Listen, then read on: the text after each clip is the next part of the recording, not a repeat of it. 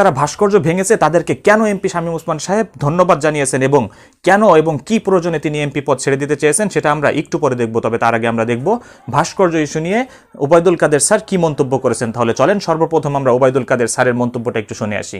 উপযুক্ত প্রমাণ না পেলে কাউকে এখানে ভিক্টিমাইজ করা তো উচিত না। আমরা যদি সেরকম প্রমাণ পাই কারো বিরুদ্ধে কেউ হুকুম দিয়েছে এরকম কোনো প্রমাণ সাক্ষ্য প্রমাণ থাকে তাহলে আমরা ব্যবস্থা নিই।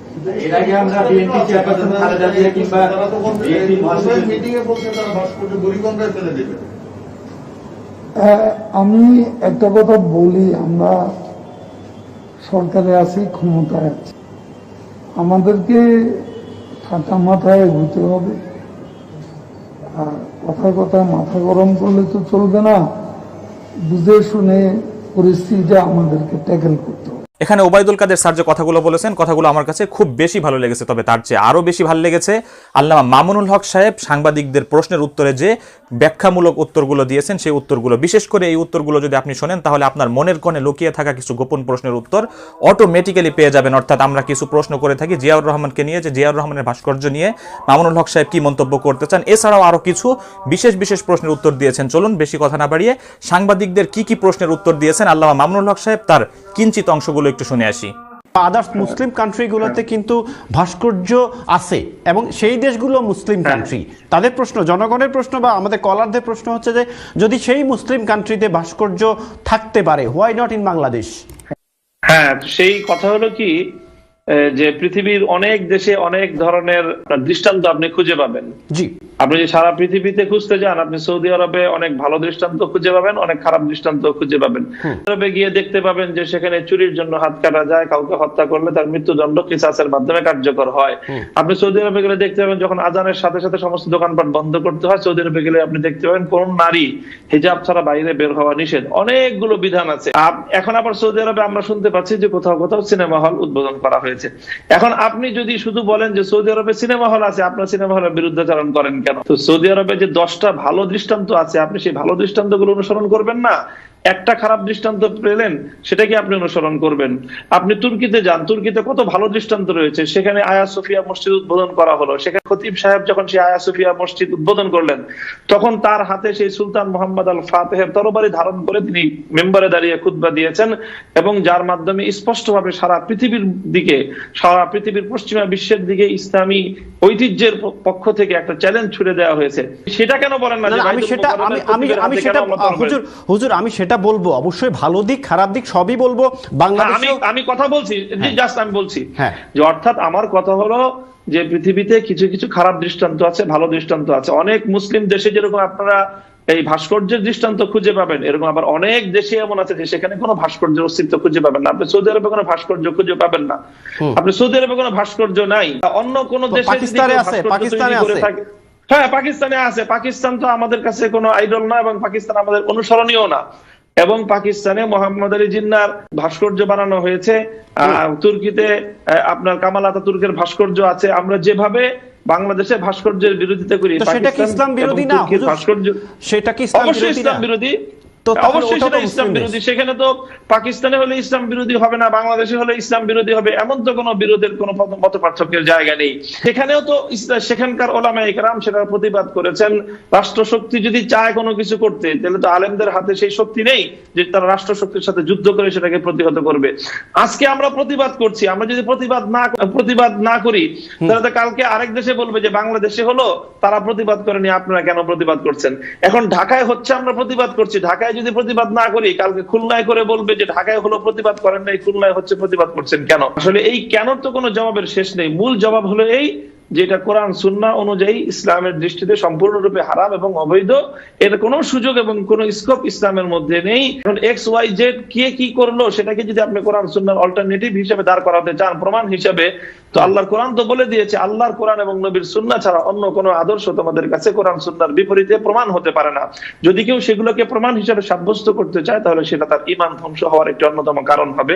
প্রশ্নকর্তাদের সকলকে এই বিষয়ে সতর্ক থাকতে বলবো যে আপনারা কোরআন সুন্নাহর বিপরীতে, আল্লাহ এবং তার নবীর নির্দেশের বিপরীতে পাকিস্তান আর তুর্কি আর ইরান অন্য কোন জায়গার স্বৈর শাসকদের অথবা ইসলাম বিরোধী শাসকদের কর্মকাণ্ডকে ইসলামের প্রমাণ হিসেবে আপনারা এভাবে উপস্থাপন করার চেষ্টা করবেন না, এটা আপনাদের ঈমানের জন্য জি হুজুর, আমার আরেকটা একজন কলার কাছে যাব। প্রশ্নটা হচ্ছে যে এই যে আপনার ভাস্কর্যের কথা আপনি বলছেন, আমি বিশ্বাস করি বা জনগণ যে প্রশ্নটা করছে, কলাররা যে প্রশ্নটা আপনাকে করছে, আপনি এখন বঙ্গবন্ধু ভাস্কর্য নিয়ে আপনারা প্রশ্ন তুলেছেন, আপনারা প্রধানমন্ত্রীকে বোঝানোর চেষ্টা করছেন। আগের যে মানুষের ভাস্কর্য আছে, সেই ভাস্কর্য যারা তৈরি করেছে, যারা এটাকে তৈরি লালন পালন করছে, তাদেরকেও কি বোঝাবেন? একজন কলার প্রশ্ন ছিল মাত্র। হ্যাঁ, অবশ্যই। না না না না না, আমাদের বোঝানোর জায়গা থেকে, আমাদের প্রতিবাদের জায়গা থেকে যারা কিন্তু কখনো বলেন না এই কথা, আমি কলার এই কথা বলছেন। হ্যাঁ, না, আমরা বারবার আমাদের সকল বক্তব্য তারা শুনছে না, তো আমরা বলছি যে বঙ্গবন্ধুর ভাস্কর্যের যেরকম বিষয়, জিয়াউর রহমানের ভাস্কর্যের বিষয়ে আমাদের বক্তব্য একই। এখন যে প্রশ্ন এনেছেন যে আমরা এখন প্রধানমন্ত্রীকে বলছি, খালেদা জিয়াকে তো বলছি না সেটা অপসারণ করতে, পার্থক্যটা হলো প্রধানমন্ত্রী এখন তিনি রানিং বাংলাদেশের দায়িত্বশীল। কাজে আমি যখন কোনো কথা বলবো, আমার অ্যাড্রেস তো হবে না কলিমুদ্দিন হবে না, খালেদা জিয়া, তারেক জিয়া হবে না। আমি তো অ্যাড্রেস করব আমার যিনি দায়িত্বশীল তাকে, দেশের শাসক হিসাবে আমার অ্যাড্রেস তো হবে শুধুমাত্র শাসক তাকেই। যদি আজকে তিনি ক্ষমতায় না থাকেন প্রধানমন্ত্রী শেখ হাসিনা, যদি কালকে সেই জায়গাটায় খালেদা জিয়া অথবা XYZ অন্য কেউ যদি প্রধানমন্ত্রী হয়, আমার বক্তব্যের অ্যাড্রেসটা তখন শেখ হাসিনার হবে না। তখন যে প্রধানমন্ত্রী থাকবে, যিনি রাষ্ট্রীয় দায়িত্বশীল থাকবে, তাকেই লক্ষ্য করে আমরা বলবো। কাজেই এখানে খালেদা জিয়ার, তারেক জিয়ার, শেখ হাসিনা এই নামের কোনো পার্থক্য না। আমরা বলছি হলো আমাদের রাষ্ট্রীয় অভিভাবককে যে তুমি অন্যায়কে প্রতিবাদ করো, ওই অন্যায়কে বন্ধ করো। সকল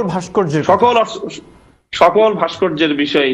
এবং আমি এই জায়গাটা আমার পার্থক্য করতে হবে। তো সকল ভাস্কর্যের অর্থ হলো আপনি যদি ব্যক্তিগতভাবে আপনার বাড়িতে বানিয়ে রাখেন, সেটাকে তো আমি রাষ্ট্রকে বলবো না সেটা ভাঙতে, কারণ সেটা আপনার ব্যক্তিগত বিষয়, আমি সেটা আপনাকে বোঝাবো।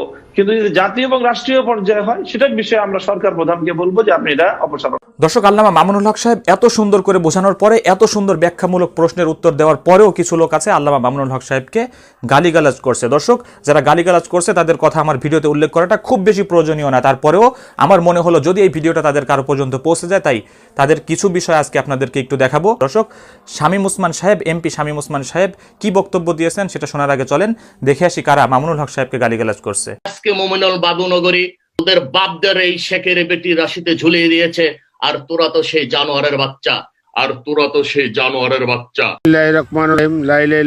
মুহাম্মদ রাসূলুল্লাহ সাল্লাল্লাহু আলাইহি ওয়াসাল্লাম। এ আল্লাহ সর্বশক্তিমান, জয় বাংলা, জয় বঙ্গবন্ধু। এই যে মাওলানা মামুনুল হক সরের করে সরে কিভাবে বক্তব্য দেয়, বঙ্গবন্ধুর কোট্টা কলম পয়রা লেয় ব্যবসার জন্যে, দাড়ি কলম নবীজির সুন্নত হিন্দুরও রাহে, যে মাওলানা মামুনুল হক মানুষ, ওই শালা হলে হিন্দু মামুনুল হক, শুয়োরের বাচ্চা, শালার কুত্তার বাচ্চার মতো, কুকুরের মতো দেওয়া যায়। বঙ্গবন্ধু যেই লোক সৃষ্টি হলে বাংলাদেশ স্বাধীন হইত না, আকর্ষণ করে বলি ভাই।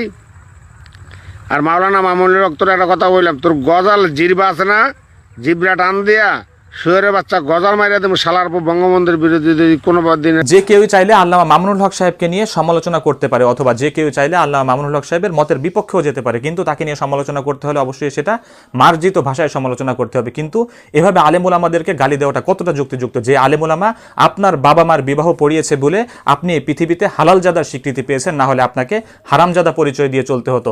আজ আপনি সেই আলেম ওলামাকে গালি দিচ্ছেন, যে আলেম ওলামা আপনার বাবা মার মৃত্যুতে জানাজা পড়াচ্ছে, যে আলেম ওলামা কিনা আপনার সন্তান জন্ম নেওয়ার পরে তার কানে আজান দিচ্ছে, আজকে সেই আলেমকে আপনি এরকম অকথ্য ভাষায় গালিগালাজ করছেন। অথচ আপনি আপনার ভিডিও শুরুতে বলেছেন যে আল্লাহ সর্বশক্তিমান, তার মানে বোঝা যায় আপনি একজন মুসলিম। কিন্তু একজন মুসলিম হয়ে যদি এভাবে আলেম ওলামাদেরকে গালিগালাজ করেন, তাহলে বিষয়টা অত্যন্ত দুঃখজনক। যারা আলেম ওলামার বিরুদ্ধে কথা বলে, উল্টা পাল্টা কথা বলে, কোরআন বলছে উতুল্লিম বাহাদা যালিকা জানিম, এই বদমাই সবগুলো দারুর সন্তান, দরকার ঠিক কিনা? হ্যাঁ, এই জায়গাটা এই বক্তব্যটাই আমার কাছে সবচেয়ে বেশি পারফেক্ট মনে হয়েছে। দর্শক, এবার চলেন বেশি কথা না বাড়িয়ে এবার শুনে আসি এমপি শামীম ওসমান স্যার ভাস্কর্য নিয়ে কি মন্তব্য করেছেন। আমি রাষ্ট্র হিসাবে কথা বলছি না, আমি রাজনীতি করতে এসেছি। আমরা কিন্তু ওই রাজনীতি করি যে আমরা বঙ্গবন্ধুহীন বাংলাদেশ রাজনীতি করতে এসেছি। যারা এই বক্তব্যটা শুনছেন আমার, তাদের উদ্দেশ্যে বলতে চাই, খুব পরিষ্কার ভাষায় শুনে রাখেন, আমরা কিন্তু তারা যে বোমা হামলার সমস্ত শরীর ক্ষত বিক্ষত হয়ে গেছে, বসে নামাজ পড়তে পারি না, চেয়ারে বসে নামাজ পড়ি। যখন জ্ঞান ফিরেছে তখন জিজ্ঞেস করেছিল কিছু বলবেন কিনা, কিছু শুনি নেই কানে, বলেছিলাম শেখ হাসিনাকে বাঁচান। আমরা বঙ্গবন্ধু হত্যার বিচারের দাবিতে রাজনীতি করতে এসেছি, তখন কিছু বুঝি নেই, ক্লাস 8-এ থাকা অবস্থায়। তখন থেকে মার খাওয়া ধরেছি। এই 58 বছর বয়সে এসে বঙ্গবন্ধুর ভাস্কর্য ভাঙবে, তো যারা ভেঙেছেন তাদেরকে ধন্যবাদ দিচ্ছি। কারণ আমরা একটু অনেকেই যারা আছি আবেগ দিয়ে রাজনীতি করি, আমরা একটু আবেগের কারণে অনেক কিছু দেখে শুনে অনেক কিছু ভাল লাগছিল না, একটু চেপে যাচ্ছিলাম, কিন্তু আমাদের হৃদয়ে রক্তক্ষরণ হয়েছে। যদি কেউ মনে করেন তারা অনেক শক্তিশালী, আমি বলবো আপনারা মোটেও শক্তিশালী না। হারুন ভাই আশা করতে পারে যে কত লক্ষ লোক আসবে, কত লক্ষ লোক ওনারা দেখতে চান, আমরা লক্ষ লোক দেখাতে চাই। কত লক্ষ লোক দেখতে চান, যত লক্ষ লোক ওনারা বাংলাদেশ থেকে নিয়ে এসে ঢাকায় জমায়েত করবেন, আমিও আপনাদের উদ্দেশ্যে বলতে চাই ইনশাল্লাহ স্বাধীনতার পক্ষের শক্তি, মুক্তিযুদ্ধের সন্তানরা এখন এদেশে জীবিত আছে। আমরা মুক্তিযুদ্ধের সন্তান, আমার বাবা গুলি খেয়েছেন মুক্তিযুদ্ধের জন্য, এই জন্য আমার বাবা গুলি খান নাই। আমার মা বোনরা এই জন্য রেপ্ট হয় নাই যে বাংলাদেশে কেউ বলবে বঙ্গবন্ধুর ছিঁড়ে ফেলে দিবেন, এই জন্য রেপ্ট হয় নাই। ভাস্কর্য বসবে কি বসবে না সেই সিদ্ধান্ত আর নবীজি রসুলের মুখে ঠোঁটলি মিলাই দিবে ওই দেখার জন্য বাংলাদেশে কিন্তু এদেশের মানুষ যুদ্ধ করে দেশ স্বাধীন করেন নাই। সো আমি বলবো বি কেয়ারফুল। যদি প্রধানমন্ত্রীও বলেন শান্ত থাকেন, আমরা হয়তো শান্ত থাকতে নাও পারি, প্রয়োজনে আওয়ামী লীগের এমপি পদ ছেড়ে দিব, কিন্তু এমপি পদ ছেড়ে দিয়ে সাধারণ মানুষ হিসেবে লড়াই করব। আর যখন সাধারণ মানুষ হিসেবে লড়াই করব, তখন হারুন ভাই বলতে পারবেন না যে প্রশাসন যন্ত্র নিয়ে এসে লড়াই করছি, কারণ আওয়ামী লীগ প্রশাসনের উপর নির্ভরশীল করে লড়াই করে না এবং করতে শিখেও না। আওয়ামী লীগ কিন্তু লড়াই করতে করতেই বাংলাদেশের স্বাধীনতা এনেছে আওয়ামী লীগের নেতৃত্বেই। তাই আমি পরিষ্কার বলতে চাই, হারুন ভাইয়ের কাছে আমি বলতে চাই, যেই খেলায় মেতে উঠেছে এই খেলা বিএনপি লাভবান হবে না, লাভবান হবে কারা? যারা এই দেশটাকে ধ্বংস করতে চায় এবং শুধুমাত্র ভৌগোলিক কারণে একটা ব্যর্থ রাষ্ট্রে পরিণত করতে চায়। শামীম ওসমান স্যারের মতো আমরাও বঙ্গবন্ধু শেখ মুজিবুর রহমানকে ভালোবাসি। আমরাও চাই এই বাংলার মাটিতে বঙ্গবন্ধু শেখ মুজিবুর রহমান চিরস্মরণীয় হয়ে থাকুক, কারণ স্বাধীন বাংলায় বঙ্গবন্ধু শেখ মুজিবুর রহমানের অবদান অস্বীকার করার কোনো সুযোগ নেই। তবে সবচাইতে যাকে ভালোবাসি, আমার নিজের জীবনের চাইতে যাকে বেশি ভালোবাসি, তিনি হলেন আমার প্রিয় নবী হযরত মুহাম্মদ সাল্লাল্লাহু আলাইহি ওয়াসাল্লাম। আর আমার প্রিয় নবী বলেছেন, লা ইউমিনু আহাদুকুম হাত্তা আকুনা আহাব্বা ইলাইহি মিন ওয়ালিদিহি ওয়া ওয়ালাদিহি ওয়ান নাসি আজমাইন। যতক্ষণ পর্যন্ত তুমি তোমার সন্তান, তোমার পিতামাতা, এমনকি দুনিয়ার সমস্ত মানুষ থেকে আমাকে বেশি ভালোবাসতে না পারবে, ততক্ষণ পর্যন্ত তুমি মুমিন হতে পারবে না। আর আমার প্রিয় নবী হযরত মুহাম্মদ সাল্লাল্লাহু আলাইহি ওয়াসাল্লামের আদর্শের সাথে সাংঘর্ষিক এমন যে কোনো বিষয় আমাদের কাছে পরিত্যাজ্য। দর্শক, ভিডিওটি আপনার কাছে কেমন লেগেছে সেটা অবশ্যই কমেন্ট বক্সে জানিয়ে যাবেন। যদি ভালো লাগে তাহলে অবশ্যই একটা লাইক দিবেন এবং আমাদের চ্যানেলে নতুন হলে কিন্তু অবশ্যই আমাদের চ্যানেলটি সাবস্ক্রাইব করে আমাদের সঙ্গেই থাকবেন। দেখা হবে পরবর্তী কোনো ভিডিওতে। ততক্ষণ পর্যন্ত ভালো থাকবেন, সুস্থ থাকবেন, আমার জন্য দোয়া করবেন। আসসালামু আলাইকুম ওয়া রাহমাতুল্লাহি।